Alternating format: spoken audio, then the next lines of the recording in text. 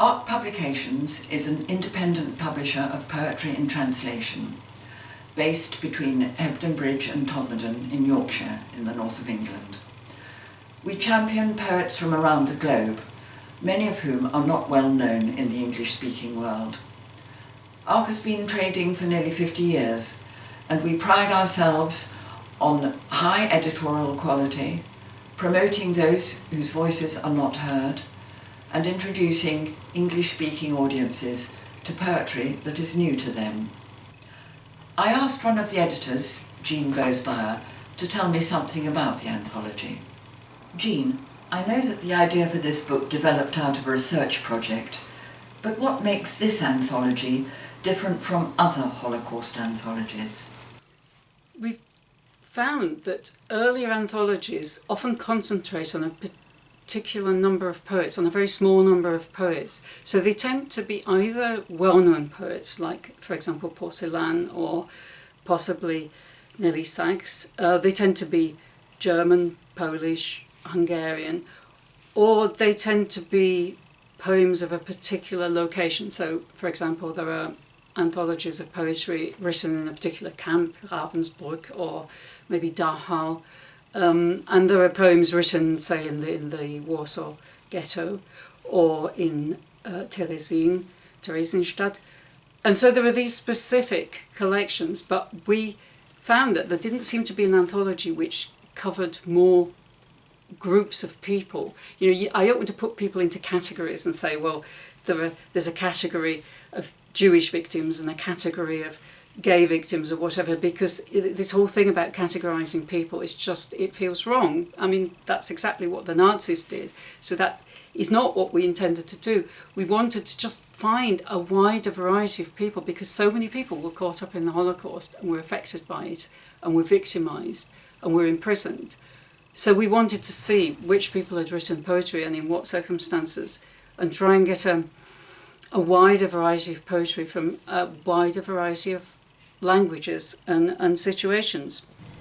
How did you set about finding the poems?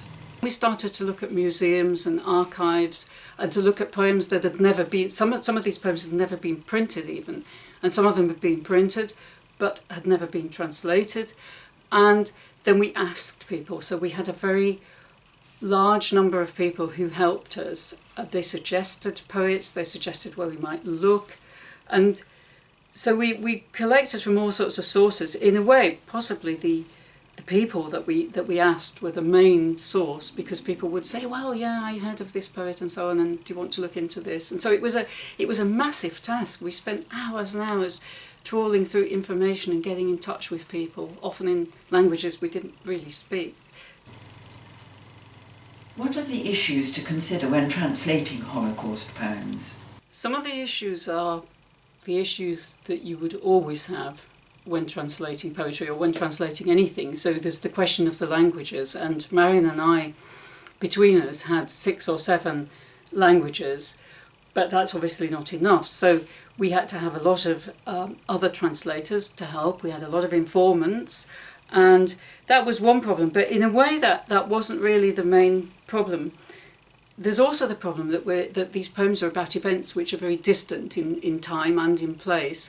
So it's quite difficult to contextualise them in such a way that they make sense. So that was a problem as well.